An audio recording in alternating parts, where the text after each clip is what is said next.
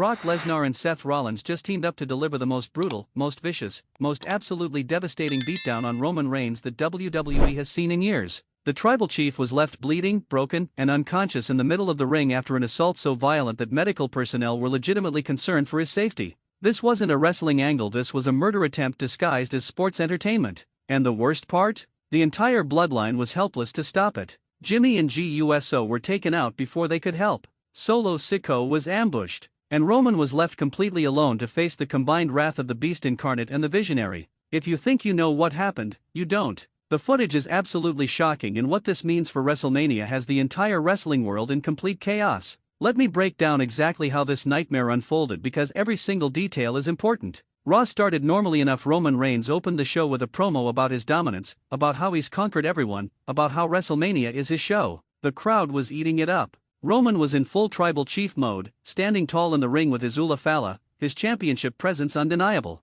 He was talking about how Seth Rollins has been avoiding him, how Brock Lesnar is washed up, how nobody can touch the head of the table. But then Seth Rollins' music hit. The Visionary walked out with that maniacal laugh, that unhinged energy that makes him so dangerous. Seth had a microphone and he was smiling, not a friendly smile, but the smile of someone who knows something you don't. Roman looked annoyed but not concerned. He's faced Seth dozens of times. He's beaten Seth dozens of times. What could Seth possibly do that Roman hasn't already overcome? Seth got in the ring and started circling Roman like a predator. He said, Roman, you talk about conquering everyone, about being unstoppable, about being the tribal chief. But you know what? You're right about one thing: you have beaten everyone. You've beaten me. You've beaten everyone in that locker room. There's only one person you haven't definitively put away. Only one person who's beaten you more times than you've beaten him. Only one person who makes you nervous. Roman knew exactly who Seth was talking about. His expression changed from confident to cautious. He grabbed a microphone and said, if you're talking about Brock Lesnar, you're wasting your time. Brock and I have fought 100 times. I've proven I can beat him. I've moved past. But Seth interrupted him with a laugh. Moved past him? Moved past him. Roman, you haven't moved past anything. You're still haunted by Brock Lesnar. Every time you close your eyes, you see him F5ing you. Every time you defend that title, you wonder if this is the time Brock comes back for it. The psychological warfare was brutal. Seth was getting in Roman's head. And then Seth said the words that changed everything. But Roman, I didn't come out here to talk about Brock. I came out here to introduce you to your worst nightmare. Because you see, Brock and I, we've had our differences. We've fought each other. But we realized something: we both have the same problem. We both have the same obstacle. We both want to destroy the same person. So we decided, why fight each other when we can eliminate you? And that's when Brock Lesnar's music hit. The place erupted. Brock came walking down that ramp with purpose, with intensity, with that look in his eyes that says someone's about to get destroyed. Roman immediately tried to roll out of the ring, tried to escape, but Seth grabbed him from behind. Roman shoved Seth away and turned toward the ropes, but Brock was already there, sliding into the ring. Roman was trapped. He tried to fight back, throwing a Superman punch at Brock, but Brock caught his fist. Just caught it like it was nothing. And then Brock hit Roman with a German suplex so devastating that Roman landed on his head and neck. The crowd was screaming. Roman tried to get up, and Seth hit him with a curb stomp from behind. Roman's face smashed into the mat. Blood immediately started pouring from his nose. But they weren't done. Not even close. Brock picked Roman up and hit him with another German suplex. Then another. Then another. 5 total German suplexes, each one more brutal than the last. Roman was completely out of it, his eyes glazed over, his body limp. And Seth was standing in the corner just laughing, enjoying every second of Roman's suffering. The Usos' music hit. Jimmy and G came sprinting down the ramp to save their cousin, but they were met by wait, who's that? Samoa Joe. Samoa Joe appeared out of nowhere and took out both Usos on the ramp with a devastating dive. Joe was working with Seth and Brock. The conspiracy went even deeper than anyone realized. Solo Sikoa tried to run down to help, but he was intercepted by oh my god Kevin Owens. KO hit Solo with a pop-up powerbomb on the ramp. The entire Bloodline was being systematically taken out. Roman was completely alone with no help coming. Back in the ring, Brock and Seth were taking turns destroying Roman. Brock would hit an F5. Then Seth would hit a stomp. Then Brock would hit another F5. Then Seth would hit another stomp. It was systematic. It was calculated. It was brutal. Roman wasn't even trying to defend himself anymore. He was just a rag doll being tossed around by 2 of the most dangerous men in WWE history. The referees tried to stop it. Multiple referees ran down and tried to pull Brock and Seth away, but they were like flies being swatted away. Security tried to intervene, and Brock and Seth took them out too. Nothing was going to stop this assault. They were determined to end Roman Reigns' reign of terror once and for all. Then Brock grabbed a chair. The crowd was begging for someone to stop this. Brock raised the chair above his head and brought it down across Roman's back. The crack echoed through the entire arena. Once, twice, 3 times, 4, 5, 6 chair shots to Roman's back and ribs. Roman was screaming in agony. You could hear him yelling no, stop, but Brock showed no mercy. Seth grabbed the chair from Brock and hit Roman with a chair shot to the skull. Roman crumpled to the mat, blood now pouring from a cut on his forehead mixing with the blood from his nose. His face was a crimson mask. The crowd was in shock. Some people had their hands over their mouths. Others were looking away. This was too brutal even for WWE standards. But they still weren't done. Brock set up a table in the corner. Seth positioned Roman on the top turnbuckle. The crowd knew what was coming and they were pleading for it not to happen. Seth climbed up with Roman, set him up, and hit a superplex through the table. The table exploded into pieces. Roman's body went limp. Medical personnel were trying to get into the ring, but Brock physically blocked them. Brock picked up Roman's unconscious body and hit him with one final F5 onto the wreckage of the broken table. Roman didn't even bump, he just landed in a heap and didn't move. Seth stood over Roman's body and raised Brock's hand in victory. The two bitter rivals had joined forces and accomplished what seemed impossible. They destroyed the tribal chief. Finally, WWE officials, Adam Pearce, multiple wrestlers, and a swarm of security managed to fill the ring and separate Brock and Seth from Roman. Medical personnel immediately started attending to Roman, checking his vital signs, stabilizing his neck with a brace. The seriousness of the situation was evident. This wasn't selling. Roman was legitimately hurt. As Brock and Seth were being escorted backstage, they were smiling. They were high-fiving each other. They were celebrating what they'd just done. Seth grabbed a microphone one last time and yelled back at the ring, "That's what you get, Roman. That's what happens when you think you're invincible. Welcome to our WrestleMania. Welcome to our era. The tribal chief is dead. Long live the beast and the visionary." The camera stayed on Roman as he was being stretchered out of the arena. Blood was still streaming down his face. His eyes were barely open. The Ula Fala had been torn off and was lying in the ring, symbolic of Roman's fallen status. The crowd was silent in shock. This was supposed to be a regular Raw episode, and instead, they just witnessed what might be a career-ending assault on the biggest star in WWE. Now let's talk about the implications, because this changes everything. First, Roman Reigns was scheduled to defend his title at the next pay-per-view. Can he even compete after this assault? WWE's medical staff reportedly took Roman to a local medical facility immediately after the show for CT scans and X-rays. There are real concerns about concussion protocols, potential broken ribs, and whether Roman can be cleared to wrestle anytime soon. Second, the alliance between Brock Lesnar and Seth Rollins is massive. These are two of the biggest stars in WWE history. They've been rivals for years. The fact that they put aside their differences to take out Roman shows just how much threat Roman posed to both of them. This isn't a traditional partnership, this is an alliance of necessity. Third, Samoa Joe and Kevin Owens being involved adds layers to this conspiracy. Were they specifically recruited by Seth and Brock? Are they part of a larger faction? Or were they just opportunists who saw a chance to hurt the Bloodline and took it? The questions are endless. Fourth, what does this mean for the Bloodline? The Usos and Solo Sikoa couldn't protect Roman when it mattered most. Will Roman blame them? Will there be dissension? Will the Bloodline fracture because of this? The unity that's been the Bloodline's strength might become their weakness. The backstage fallout was immediate and chaotic. According to sources, the Usos were furious after the assault. Jimmy Uso was reportedly screaming in the trainer's room, demanding immediate revenge. She was trying to stay calm, but you could see the anger in his eyes. Solo Sikoa was quiet but seething. The Bloodline wants blood for what happened to their tribal chief. Paul Heyman. Where was Paul Heyman during all this? Sources say Paul was backstage watching on a monitor and he looked terrified. His meal ticket, his champion, his tribal chief had just been destroyed.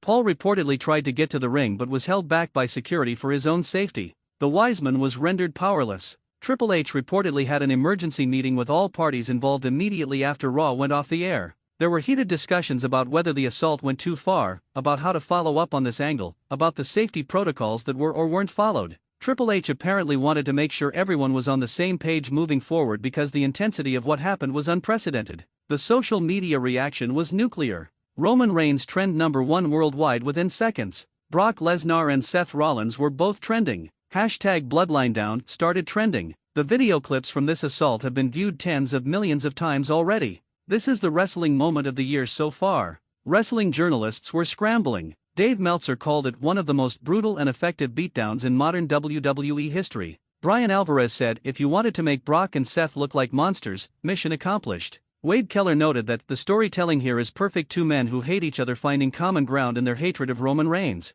Fan reaction has been mixed but passionate. Roman's fans are outraged, demanding immediate revenge. Seth's fans are celebrating him finally getting one over on Roman. Brock's fans are thrilled to see the beast truly unleashed. Everyone's talking, everyone's engaging, everyone's invested. That's what great wrestling is supposed to do. Let's analyze the psychology of this attack. Brock and Seth specifically targeted Roman's back and ribs with those chair shots. Those are career-threatening injuries. They weren't just trying to beat Roman, they were trying to injure him, to potentially end his career. The calculated nature of the assault made it even more sinister. The use of multiple F5s and curb stomps showed disrespect. One finisher should theoretically be enough to beat anyone, but Brock and Seth hit Roman with multiple finishers because they wanted to humiliate him. They wanted to prove that Roman couldn't kick out, couldn't survive, couldn't overcome when facing them together. Breaking the table with the superplex was symbolic. Roman has been at the head of the table for years. Destroying a table with Roman's body was a visual representation of ending Roman's era.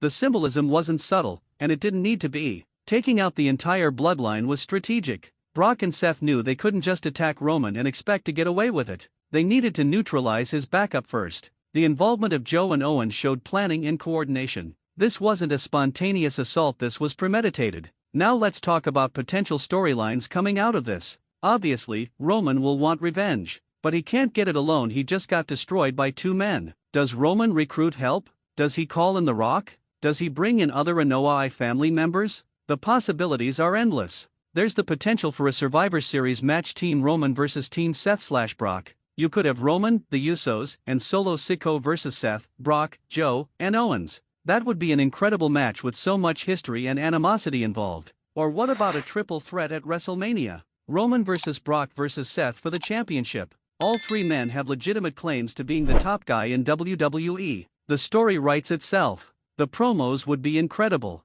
The match would be epic. There's also the question of whether Brock and Seth's alliance will last. History shows us that temporary alliances in wrestling always fall apart. Will they turn on each other before they finish off Roman? Will they fight over who gets the title shot? The tension and eventual implosion of their partnership could create months of storytelling. The business implications are huge. This segment will be replayed millions of times. It'll be featured in video packages for months. It's the kind of moment that defines an era. WWE can use this to sell tickets, to promote their next pay-per-view, to drive network subscriptions. This is money. Merchandise sales are going to spike. Brock and Seth shirts will sell. Roman's "Acknowledge Me" shirts will sell to fans who want to support him. Bloodline merchandise will move. WWE's merchandise department is probably scrambling to create new designs capitalizing on this moment. The mainstream media attention will be significant. This kind of violent, shocking moment gets covered by sports outlets beyond just wrestling. ESPN, Fox Sports, Bleacher Report, they'll all cover this. That exposure is invaluable for WWE. Let's talk about the performances. Brock Lesnar was perfect in this role. He was the unstoppable force, the monster, the destroyer. His intensity was real. You could see in his eyes that he was channeling genuine aggression. That's what makes Brock so special. He doesn't have to act tough because he legitimately is tough. Seth Rollins was equally brilliant. His maniacal laughter, his calculated movements, his visible enjoyment of Roman's suffering, it was all perfect character work. Seth showed why he's called the visionary. He created this plan and executed it flawlessly. Roman's selling was phenomenal. The way he transitioned from confident to desperate to helpless to unconscious, it was a masterclass. Roman made this assault feel real and devastating. Lesser workers might have oversold or undersold, but Roman found the perfect balance. The camera work deserves praise. WWE's production team captured every brutal moment perfectly. The close-ups of Roman's bloody face, the wide shot showing the entire bloodline being neutralized, the replay angles of the most devastating moves. Everything was filmed to maximize the impact. The commentary was crucial too. Michael Cole's genuine concern and shock in his voice made this feel more real. Corey Graves trying to justify the actions while also acknowledging how brutal it was added complexity. The commentary team enhanced the moment rather than detracting from it. Now, let's address some potential criticisms. Some people might say this was too violent for WWE's current PG-ish rating. The blood, the chair shots, the brutality, it might have crossed a line for some viewers. But I'd argue that sometimes you need that level of intensity to create a truly memorable moment. Others might criticize the length of the assault. It went on for over 15 minutes of continuous beatdown. Some might say that's too long, that it stretches believability. But I think the extended nature of the assault showed just how determined Brock and Seth were to end Roman. There might be concerns about Roman looking too weak. He's been booked as unstoppable for years, and one segment made him look completely helpless. But that's actually good storytelling. It creates doubt. It creates the question, can Roman recover from this? Has his aura of invincibility been shattered? The involvement of Joe and Owens might feel random to some viewers. Why would they help Seth and Brock? What's in it for them? These questions need to be answered in follow-up segments, but that's not necessarily a bad thing. It creates intrigue and reasons to tune in next week. Looking at the historical context, this assault ranks among the most brutal in WWE history. It's reminiscent of the Austin/McMahon hospital attack. It's comparable to the infamous Pillman gun angle in terms of shock value. It's on par with Brock breaking Undertaker's streak in terms of impossibility becoming reality. The legacy of this moment will be long-lasting. Years from now, fans will talk about the night Roman fell. It'll be a reference point in wrestling history. Documentary about WWE in this era will have to include this moment. It's that significant. For Roman Reigns personally, this could be the beginning of his greatest comeback story. Every great hero needs to fall before their ultimate triumph. Rocky got destroyed by Clubber Lang before coming back stronger. Batman was broken by Bane before returning. Roman being destroyed by Brock and Seth sets up his eventual redemption to be even more satisfying. The risk WWE took with this angle should be acknowledged. They made their top star look vulnerable and human. They put doubt in fans' minds about Roman's dominance. Not every company would have the courage to do that, but WWE is betting that the payoff Roman's eventual comeback will be worth the risk. The timing of this assault is interesting. We're months away from WrestleMania. This gives Roman time to recover, to rebuild, to come back stronger. It also gives time for the Brock/Seth alliance to develop and eventually fracture. WWE has a clear roadmap to WrestleMania now. International reaction has been massive. In India, where Roman is hugely popular, fans are devastated. In the UK, fans are analyzing every detail. In Japan, fans are appreciating the strong style nature of the assault. In Mexico, fans are comparing this to the great rivalries of Lucha Libre history. This is a truly global moment. The betting odds for WrestleMania have shifted dramatically. Before this assault, Roman was the favorite for whatever match he'd be in. Now, uncertainty. That uncertainty creates more interest and more betting action. Even the gambling world is feeling the effects of this moment. So where does this leave us? Roman Reigns has been destroyed by the combined forces of Brock Lesnar and Seth Rollins. The tribal chief is down. The bloodline is in chaos. A new alliance has formed that could reshape WWE's power structure. And we're all sitting here wondering, can Roman recover? Will he get revenge? How will he respond? This is WrestlingNewsCC, and we are going to follow every single development from this story. Every update on Roman's condition. Every move Brock and Seth make. Every bloodline response. This is the story in wrestling and we're covering it all. Hit subscribe. Hit that bell. Comment below with your reaction. Was this too brutal? Do you think Roman can come back from this? Who's your favorite in this war, Roman, Brock, or Seth? Tell us. The tribal chief has fallen. The alliance has been formed. And WWE just delivered the most shocking moment of the year. This is must-watch television and you need to stay tuned for everything that happens next. The arena was still shaking from CM Punk's unprecedented victory over Brock Lesnar.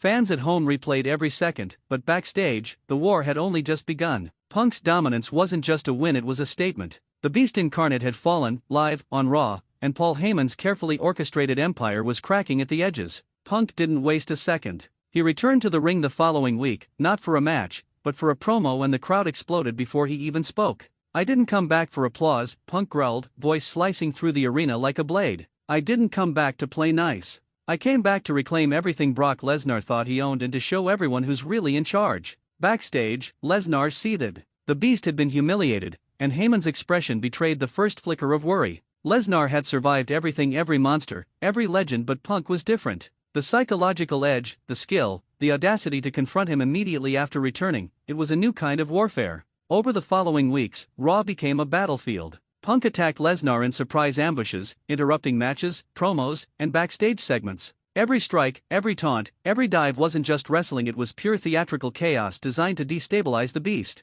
Heyman tried to intervene subtly, offering distractions, manipulating other superstars, and even creating matches designed to wear Punk down. But Punk anticipated, countered, and demolished every attempt. The tension reached its peak when WWE announced a massive triple threat showdown: CM Punk, Brock Lesnar, and Cody Rhodes at the next pay-per-view. This match wasn't just about titles or glory, it was about dominance, survival, and legacy. Fans worldwide were electrified, hashtags trending on every social platform. Hashtag Beast surrenders, hashtag Punk vs Beast, hashtag RAW Chaos. The night of the event, Raw opened with a dramatic highlight reel: Punk's return, Lesnar's previous matches, Heyman's subtle manipulations, and Cody Rhodes' rise. Commentary teams screamed over each replay, "This is history in the making." Punk came back and destroyed Brock Lesnar, but can he survive the ultimate test tonight? Punk made his entrance first. The crowd erupted, chanting his name in a near-deafening roar. His eyes burned with intensity. Every movement was deliberate, every glance a calculated threat. Cody Rhodes entered next, focused, strategic, ready to capitalize on chaos.